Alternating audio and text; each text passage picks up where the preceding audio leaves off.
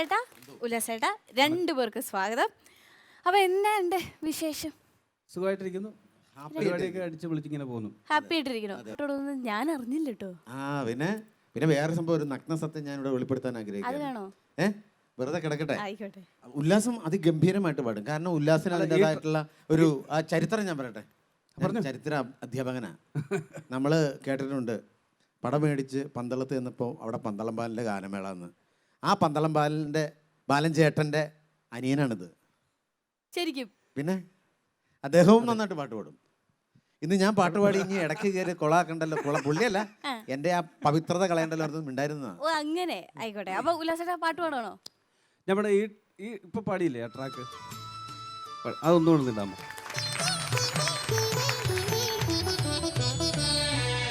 ആരെയും ഭാവഗായകനാക്കും ആത്മസൗന്ദര്യമാടു നമ്ര ശീർഷയായി നിൽപ്പൂ നമ്ര നക്ഷത്ര കന്യകൾ. ആരെയും ഭാവഗായകനാക്കും ആത്മസൗന്ദര്യമാടു നമ്ര ശീർഷയായി നിൽപ്പൂ നമ്ര നക്ഷത്ര കന്യകൾ. അപ്പൊ എന്താണെങ്കിൽ ആ ഒരു സന്തോഷത്തോടെ ആ ഒരു നിറഞ്ഞ മനസ്സോട് കൂടി തന്നെ ഇന്ന് നിങ്ങളെ രണ്ടുപേരെ ഞാൻ നമ്മുടെ സീറ്റിലേക്ക് സ്വാഗതം ചെയ്യുകയാണ്. അപ്പൊ ബിനിച്ചേട്ടാ ഉല്ലാസേട്ടാ നമുക്ക് ഇന്ന് തകർക്കണം. തകർത്ത് പൊളിക്കും. ഓക്കെ.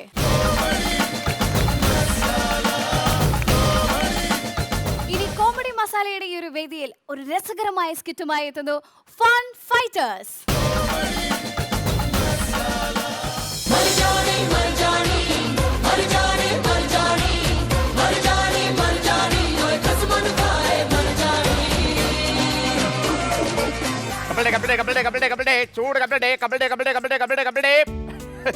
എന്നാ തിരക്കാന്നറിയോ പടത്തില്. എന്റെ പൊന്നെ, കപ്പലിൽ വെക്കണോണ്ട് എന്ന് പേപ്പർ വായിക്കാൻ പറ്റും. എന്തെല്ലാം വാർത്തകളാണ്. വിപ്ലവകാരി അബുബക്കർ അന്തരിച്ചു. ദുഃഖാർത്തരായ മക്കള് മുനീർ, സുനീർ, ജാഫർ, ജഫീർ, അല്ല ഭയങ്കര വിപ്ലവകാരിയാണെന്ന് പറയുന്നു. അതെ അതെ. എത്ര മക്കളാണ്? 16 മക്കളുണ്ട്.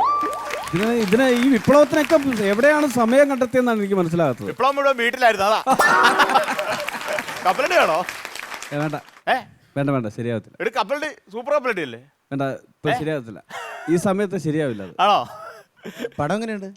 പടം സൂപ്പർ പടം അല്ലേ? ഉഗ്ര സിനിമ. ഇവിടെ ഇയാൾ പറയുന്നത് കേൾക്കരുത് കേട്ടോ. എന്തേ? കഴിഞ്ഞ പടത്തിന് ഞാൻ ഇയാളുടെ അഭിപ്രായം കേട്ടിട്ട് ഞാൻ കയറിയതാവും. സൂപ്പർ പടം എന്ന് പറഞ്ഞ് കയറിയിട്ട് ഒരു കാശിന് കൊള്ളത്തില്ലായിരുന്നു. ആര് പറഞ്ഞു കാശിന് കൊള്ളത്തില്ലെന്ന്? എത്ര രൂപയുടെ കപ്പലണ്ടി മേടിച്ചോണ്ടാ കയറിയത്? 150 രൂപയുടെ.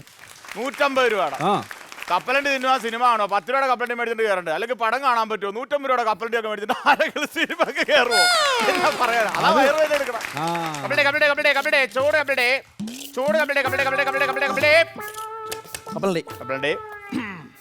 രൂപയാണ് സർ. 10. കപ്പലണ്ടി. പിന്നെ പടം പടം കിടിലം പടം. ഇടിയുണ്ടാ? ഇടി പടത്തിലില്ല, പടം കാണാനായിട്ട് ഇടിയുണ്ട് പുറത്ത്. മമ്മൂക്കട കിടിലം പടം അല്ലേ? കുറെ വർഷങ്ങൾക്ക് ശേഷം ഇത്ര ക്ലിക്ക് ഒരു പടം. 4ാം ഭാഗമല്ലേ? സേതുരാമയ്യർ CBIയുടെ നേരറിയാ CBI 4ാം ഭാഗം. സസ്പെൻസ് ആണ്, സസ്പെൻസ്. ഞാനൊരു മമ്മൂട്ടി ഫാനാ. അല്ല കാറ്റടിച്ചത്. മമ്മൂട്ടി എന്ന് പറഞ്ഞാൽ എനിക്ക് പ്രാന്താ. ഉപദ്രവിക്കും. ഭ്രാന്താന്നോ? അങ്ങനല്ല, എനിക്ക് മമ്മൂട്ടി എന്ന് പറഞ്ഞാൽ ഭയങ്കര ആരാധന ഉണ്ടല്ലോ. അങ്ങനെ പടം സസ്പെൻസ് പടം സസ്പെൻസ് അല്ലേ എണ്ണം? കൊലപാതകം അല്ലേ? സേതുരാമയ്യർ CBI ഒക്കെ കണ്ടില്ല? നേരറിയാ CBI. കൊലപാതകി ആരാണെന്ന് കറിഞ്ഞു കഴിഞ്ഞാൽ നമ്മൾ പടം കണ്ടിട്ട് കാര്യമില്ല. ആരാ കൊല്ലണം അറിഞ്ഞ് പടം കണ്ടോ സസ്പെൻസ് പോയി. പക്ഷെ അതാണ് സംഭവം. ആരാ കൊല്ലണം അറിയരുത്. നമ്മൾ അങ്ങനെ അറിഞ്ഞിട്ട്, കാരണം ഞാൻ തിരുനെൽവേലി സ്ലാബിന്റെ പണിയാ. അപ്പൊ അവിടെ കൂട്ടുകാരൊക്കെ അവിടെ കണ്ടു. ഞാൻ ചോദിച്ചില്ല.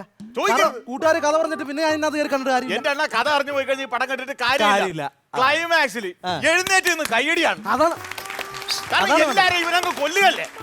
ഒറ്റക്ക് എല്ലാരും കൊല്ലുകയാണ്. പക്ഷെ ഈ കഥ അറിഞ്ഞിട്ട് ഞാൻ അത് കയറി കണ്ടിട്ട് യാതൊരു കൊലപാതകി ആരാണെന്ന് അറിഞ്ഞിട്ട് കണ്ടിട്ട് കാര്യമില്ല. ജഗദീഷാണ് ടൈലർ മണിയനാവുന്നത്. പക്ഷെ ഈ നാട്ടിൽ ഇതുവരെ ഇങ്ങനത്തെ ഒരു കഥാപാത്രം ചെയ്തിട്ടില്ല. അതാണ് കാര്യം. ജഗദീഷാണ് എല്ലാരും കൊല്ലണം. മൊത്തം ടീമിനെ കൊല്ലും. അതാണ്. പക്ഷെ ഇതിപ്പോ ഞാൻ അറിഞ്ഞു വെച്ചോണ്ട് അകത്ത് കയറി പടം കണ്ടിട്ട് കാര്യമില്ല. ഇനിയിപ്പോ ഞാൻ ഈ പടം കണ്ടിട്ട് യാതൊരു കാര്യമില്ല. ഇവിടെ താൻ ഈ കഥ മൊത്തം പറഞ്ഞിട്ട് ഞാൻ പിന്നെ എന്താ കാര്യത്തിൽ അതിനകത്ത് കയറി കാണുന്നു? ഞാനൊരു ആവേശത്തിന് ജഗദീഷ കൊല്ലണമെന്ന് ആവശ്യം പറയാം, താൻ പടത്തിന്റെ കഥ പറയുമോ എനിക്ക്? ആവശ്യമില്ലാത്ത ഒരു കേസ് എന്തൊരു കട്ടമെന്ന് പറയുന്നത്. ഒരാവശ്യമില്ല, തന്നോട് ഞാൻ ചോദിച്ചു ഇതിന്റെ കഥ ഞാൻ ചോദിച്ചു. എന്റെ പൈസ ഇപ്പൊ പോത്തില്ല, ഞാൻ അത് പടം കാണുമ്പോ ഗീതാ വിജയനെ മണി തലക്കടിച്ചു കൊള്ളണം.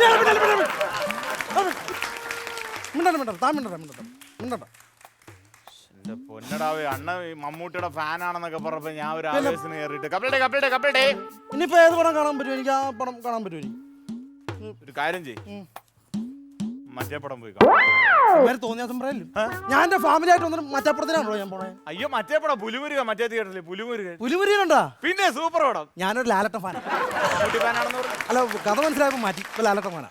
നിങ്ങൾ അപ്പൊ മാറുമല്ലേ? അല്ല, അങ്ങനെയല്ല. ഫാൻസിന്റെ കാര്യമൊന്നും പറയാനൊക്കെ അല്ല, അപ്പൊ മാറും.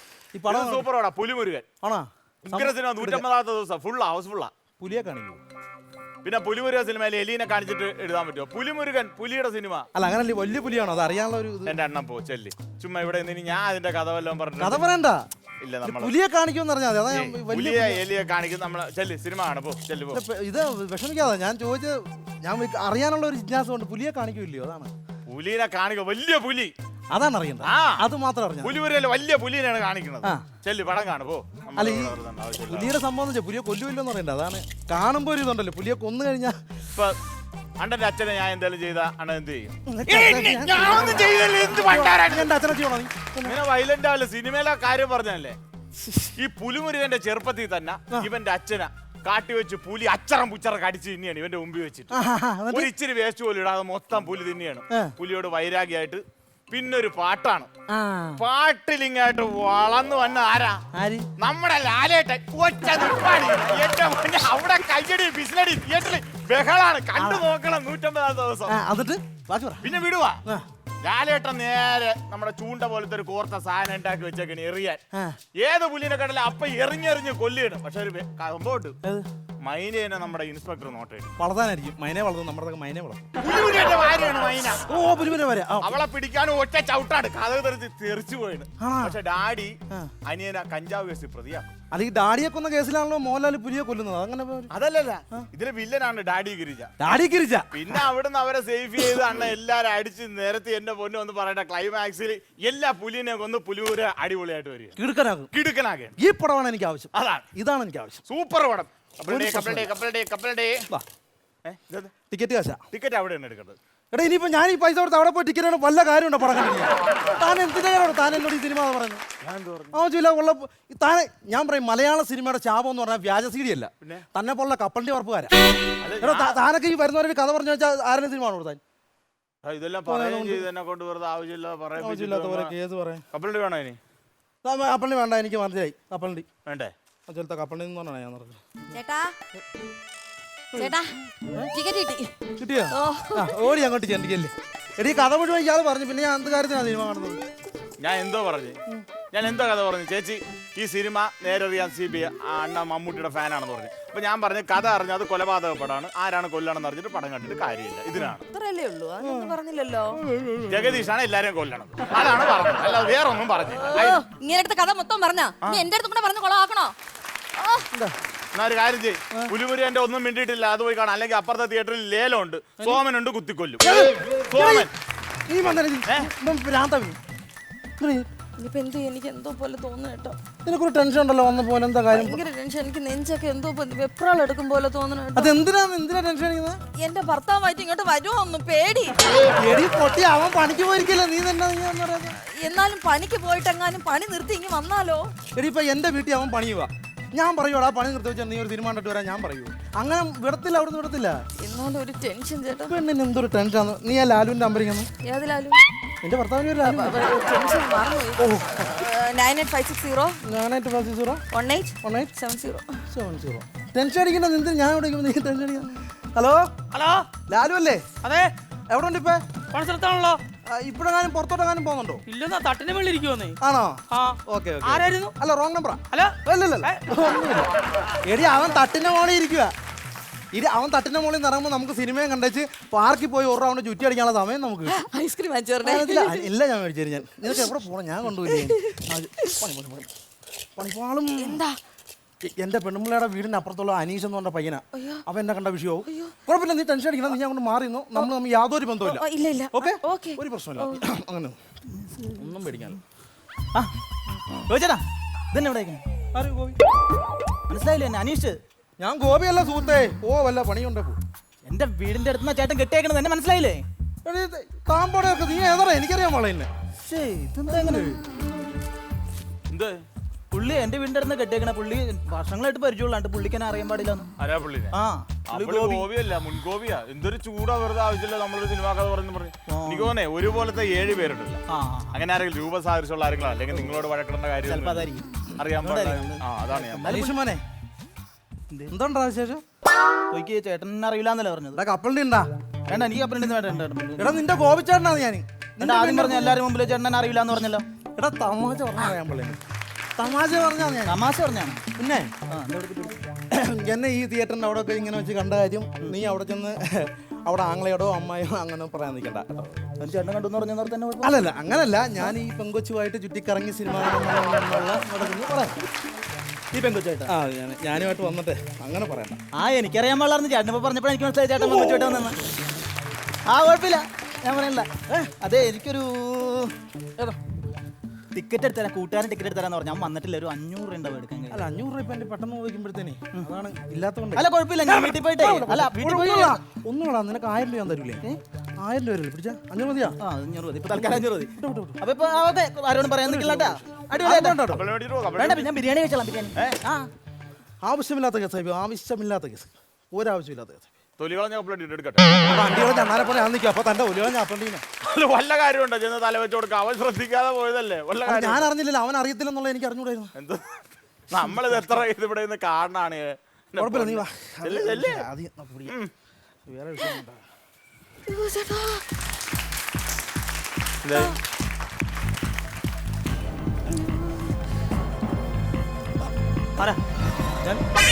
എങ്ങോട്ടാ?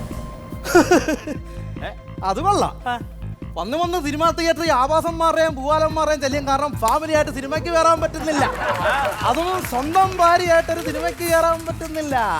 അങ്ങനെ എന്റെ ഭാര്യയാണ് സുഹൃത്തേ. എന്റെ ഭാര്യയാണോ? ആ അവള് പറയാം. അവള് ഊമ, അവള് മിണ്ടത്തില്ലല്ലോ. അപ്പൊ അവള് ഊമയല്ല, ഊമ. എന്റെ ഭാര്യ, എന്റെ ഭാര്യ. കപ്പലിട്ടുണ്ടോ തൊലികളെ? ഹലോ ഹലോ, ലാലു അല്ലേ? അതെ ലേലു അല്ലേ? ഗോപി ആണോ? നീയല്ല ഗോപി, അപ്പൊ ഞാനാ ഗോപി. അപ്പൊ നീയാണ് എന്റെ ഭാര്യ എന്നെ സ്ഥിരമായിട്ട് വിളിക്കുന്ന ഗോപി. ഞാൻ പക്ഷെ ഇന്നലെ ഞാൻ വിളിച്ചിരുന്നു. ഇന്നലെ ഞാൻ വൈകിട്ട് വിളിച്ചത് ആക്ച്വലി നിങ്ങൾ ഫ്രീ ആണെങ്കിൽ നമുക്കൊന്നിച്ച് സിനിമയ്ക്ക് വരാം എന്ന് പറയാനാണ് ഞാൻ ഇന്നലെ വിളിച്ചത്. നമ്മൾ ഒന്നിച്ച് പടത്തിന് അല്ല, അപ്പൊ പെങ്ങളുകുട്ടി പറഞ്ഞു ഏട്ടൻ ഫ്രീ അല്ല, ഏട്ടൻ തട്ടിന്റെ പണിക്ക് പോയി, അതുകൊണ്ട് പെങ്ങളുകുട്ടി ആങ്ങളെക്കുട്ടിയായിട്ട് വരാന്ന് പറഞ്ഞു. അങ്ങനെ വന്നു, അല്ല യാതൊരു ദുരുദ്ദേശവും അതിനകത്ത്. ആങ്ങളെയും മകളും കൂടെ അങ്ങനെ വന്നതാണ്. ആങ്ങളെയും മകളും കൂടെ അങ്ങനെ വന്നതാണല്ലേ? എടി നാളെ കൊണ്ടോടി നിനക്ക്. സ്വന്തം ഭർത്താവിനെ പണിക്ക് വിട്ടിട്ട് പലരും കൂടെ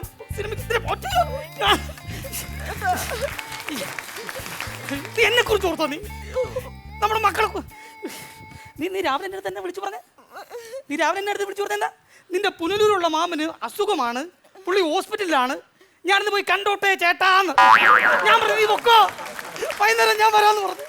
ഇതെടുത്ത് ഇതാണല്ലേ നിന്റെ ബാബു മാമൻ. നിന്റെ അസുഖം ഞാൻ മാറ്റിത്തരാ. എനിക്ക് അസുഖമില്ലട്ടെ, എനിക്ക് കുഴപ്പമൊന്നുമില്ല. നാണയില്ലോടോ വല്ലവരെയും ഭാര്യയായിട്ട് സിനിമക്ക് വരാനായിട്ട്? നാണയില്ല തനിക്ക്?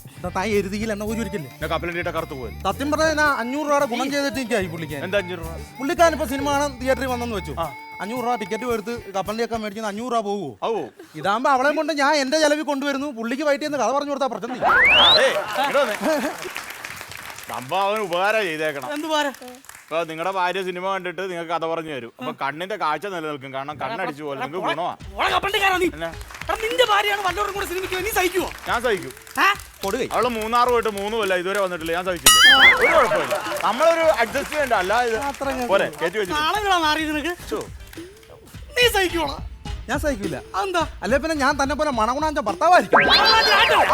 എന്നെ ഇവള് മണഗുണാഞ്ചനാക്കിയതാണ് നീ. നീ എന്നെ കുറിച്ച് നമ്മുടെ ചെഞ്ചൂരും പോണിനെ കുറിച്ച് ഓർത്തോടി നീ. ഇല്ല, ഇനി നീ ആയിട്ട് ജീവിക്കുന്ന പരിപാടിയില്ല. Divorce divorce divorce divorce. Ticket കിട്ടി. പടത്തിന് ടിക്കറ്റ് കിട്ടിന്ന്. ആരെ പൊന്നൂസ് എന്നെയല്ലല്ലോ വിളിച്ചത്. പിന്നെ അല്ല എനിക്ക് താല്പര്യമില്ല. പുള്ളി അഡ്ജസ്റ്റ് ചെയ്യാൻ തയ്യാറാണേ ഓക്കെ അല്ലേ? വാ പൊന്നൂസ്, എന്താ കളിക്കുന്നത്? കയ്യ് കളിക്കല്ലേ? ഭ്രാന്തിയാണ്. ഭ്രാന്തിയാ? കാക്കയ്ക്ക് പോലും വേണ്ടാത്ത തന്റെ കൂടെ സിനിമയ്ക്ക് വന്ന ഞാൻ ഭ്രാന്തിയാണ് അല്ലേ ചേട്ടാ? ശരിയാ. ഇത് കപ്പലണ്ടി പറക്കണ ചട്ടകം പോലെ ഇരിക്കണം നിന്റെ കൂടെ ഒക്കെ സിനിമയൊക്കെ വന്നപ്പോ. അതൊക്കെ ഇവിടെ നിൽക്കട്ടെ. ഇതാരുടെ പൈസ? എനിക്കറിയാവാ. ഇതാരുടെ ഫോട്ടോ ഇതെന്റെ പേഴ്സ്. ആണേ? എന്റെ പേഴ്സ്. പേഴ്സ് കള്ളി. പോക്കറ്റടിക്കാരിയാണ്. ചേട്ടാ ഇത് നോക്ക്, ഇത് ഇങ്ങേരുടെ ഫോട്ടോ ആണ്. അതെ ഇങ്ങേരുടെ ഐഡി കാർഡ്. അതെ. ഇതും തന്ന് 2 ടിക്കറ്റ് എടുക്കാൻ ഇയാൾ എന്നെ പറഞ്ഞു വിട്ട്. ഇപ്പൊ ടിക്കറ്റ് കൊണ്ടുവന്നപ്പോ ഇയാൾക്ക് എന്നെ അറിയത്തില്ലെന്നാ. ഞാൻ നിന്നെ ചേട്ടാ ആദ്യമായിട്ടാ നോക്ക് ചേട്ടാ. ഇത് പുള്ളിയാണല്ലോ. ആണേ? ചേച്ചി ചേച്ചി നോക്കേ. എന്റെ ഭാര്യയുടെ എന്റെ പേഴ്സ് കാണിക്കണോ? എന്റെ ഭാര്യയുടെ എന്റെ പേഴ്സ് കാണിക്കണോ? ചേട്ടന്റെ ഭാര്യ എന്റെ ഭാര്യ എടുത്ത് കാണിക്കണ്ടല്ലോ. ചേട്ടാ ഇങ്ങോട്ട് വാടി. നീ ആരാടി? ഞാൻ ആശാ വർക്കർ. അതൊക്കെ എനിക്കറിയാം. കൊച്ചമണി, എന്റെ ഭർത്താവുമായിട്ട് നിനക്ക് എന്താടി ബന്ധം? അത് എനിക്ക് വർക്കില്ലാത്ത ഈ ചേട്ടൻ എന്നെ വിളിക്കും. ഞങ്ങൾ രണ്ടും കൂടി ഈ തിയേറ്ററിൽ വന്ന് ഇടയ്ക്കിടയ്ക്ക് ഓരോ സിനിമ കാണാറില്ലേ? അയ്യോ ചേട്ടാ, നമ്മൾ ബാഹുബലി ഈ തിയേറ്റർ 7 പ്രാവശ്യം കണ്ടോ? 7 പ്രാവശ്യം ബാഹുബലി കണ്ടെന്ന് എനിക്ക് അതിന്റെ കഥ പോലും ഓർമ്മയില്ല. നീ സിനിമ കാണാൻ പറ്റല്ലോ, കഥ ഓർക്കാൻ. എടാ മുതുക്കാ, നിനക്ക് നാണം ഉണ്ടോ? നിനക്ക് എടാ സ്വന്തം ഭാര്യനെ ഉപയോഗിച്ചിട്ടും അന്യവന്റെ ഭാര്യയായിട്ട് സിനിമാ തിയേറ്ററിൽ വരാൻ തനിക്ക് നാണം ഉണ്ടോ? തനിക്ക് എടാ ഒന്നുമില്ല. തന്റെ മക്കള് ചിഞ്ചുനും മിഞ്ഞുനെ കുറിച്ച് താനം കൊടുത്തോ. നമ്മൾ മാന്യന്മാർ ഇതിൽ ഇടപെടണം. ഹലോ, ഇത് എങ്ങോട്ടാ കത്തിക്കയറി പോണം? അയാളുടെ ഭാര്യയായിട്ടാ നീ സിനിമയ്ക്ക് വന്നേക്കണം. തനിക്ക് എന്തിനാണ്? എന്റെ സുലേന ചേച്ചി, ചേച്ചി ഒന്ന് കേൾക്കണോ? ഓരോ പുതിയ സിനിമ ഇറങ്ങുമ്പോഴും ഞാൻ ഇങ്ങനെ അടുത്ത് കെഞ്ചി പറയും എന്നെ കൊണ്ട് കാണിക്കൂല ചേച്ചി. അതുകൊണ്ടാണ് ഞാൻ ഈ ഗോപി ചേട്ടനോട് വന്നത് സിനിമ എടി പൊട്ടി, അവൻ മറന്നേക്കാണ്. അത് ഓർമ്മിപ്പിക്കുന്നില്ല ആവശ്യമില്ല. അതൊക്കെ പോട്ട് ചേച്ചി, ഇതൊന്നുമല്ല പ്രശ്നം. നേരം വെളുത്ത് 4 മണിക്ക് എണീറ്റ് ഞാൻ 2 പൊതി ചോറുണ്ടാക്കും. ഒന്ന് എന്റെ ഭർത്താവിന്, മറ്റേത് എന്തിനാന്ന് ചോദിക്കുമ്പോ പറയും അനാഥാലയത്തിന് കൊടുക്കാനെന്ന്. ഇപ്പൊ എനിക്ക് മനസ്സിലായി, ഈ ബാഹുബലിയുടെ അനാഥാലയം ഈ നിൽക്കുന്ന ദേവസേനയാണ്. മനസ്സിലായി ചേച്ചി. നിങ്ങൾ എന്താ എന്റെ അടുത്ത് പറഞ്ഞത്? നമ്മളെ മക്കളെ കുറിച്ച് ഓർമ്മിച്ചോ? നിങ്ങൾ ഡിവോഴ്സ് വേണം. എന്തൊക്കെ എന്റെ അടുത്ത് പറഞ്ഞത്? അതെ, എന്റെ കപ്പലണ്ടി കച്ചവടത്തിന്റെ അവിടെ കിടന്ന് വെള്ളം ഉണ്ടാക്കാൻ ഞാൻ സമ്മതിക്കില്ല. നീ വന്നേ. ഒരു കാര്യം ഉണ്ടായാലും രണ്ടുപേരും കറക്റ്റായിട്ട് ഒരു തിയേറ്ററിൽ തന്നെ വന്നല്ല. ഇത് ഞാൻ ഒരുപാട് കാണുന്നതാണ്. ഒരു കാര്യം ചെയ്യ്, കോംപ്രമൈസ് ചെയ്യ്. ടിക്കറ്റ് എടുത്തില്ലേ? രണ്ടുപേരും കൂടി സിനിമയ്ക്കോ? നിങ്ങൾ രണ്ടുപേരും കൂടി, നിങ്ങളുടെ ഭാര്യയും ഭർത്താവും കൂടി പോയി എന്തായാലും കണ്ടല്ല. മെനക്കേട് കാശ് കിട്ടുന്നില്ല. ഞാൻ പിന്നെ ആരോട് പോകും? മെനക്കേട് കാശ് അവളെ വിളിച്ചോണ്ട് പോകും. കുട്ടി അത് സ്ഥിരം അല്ല, എനിക്ക് ആരായാലും കുഴപ്പമില്ല. ഓക്കെ അല്ലേ? കുഴപ്പമില്ല. നമ്മളിത് എത്ര കാണാണ്. കൊച്ചമണി പോയി. ഒരൊറ്റ കയറ്റുമതി കൊച്ചമ്പണിയാ. എടാ സ്വന്തം ഭാര്യ നിൽക്കുമ്പോ എനിക്കൊക്കെ നിങ്ങൾ ഒരുമിച്ച് പോ, ചെല്ലി പോ, ഉടനെ പോ. ഞാൻ പോകുന്നില്ല. ചേട്ടാ 2 ടിക്കറ്റ് എടുത്തു കേട്ടാ. ഞാൻ വരുന്നില്ല നിന്റെ കൂടെ സിനിമയ്ക്ക്. നിങ്ങൾ പോ, സ്വന്തം ഭാര്യയല്ലേ, 2 ടിക്കറ്റ് ഇല്ല, നിങ്ങൾ പോ. എടോ ഞാൻ പോണില്ലെന്ന് പറഞ്ഞില്ലേ? അപ്പൊ 2 ടിക്കറ്റ് എന്ത് ചെയ്യും? ഞാൻ പോണില്ല, ഞാൻ വരുന്നില്ല. ഉറപ്പിച്ചാ പോണില്ലേ? ഉറപ്പിച്ച് 2 ടിക്കറ്റ് ഉണ്ടാ? ഉണ്ട്. നിങ്ങൾ പോണില്ലല്ലോ? ഞാൻ പോകുന്നില്ല. എന്നാ പിന്നെ ഞാൻ വരട്ടെ.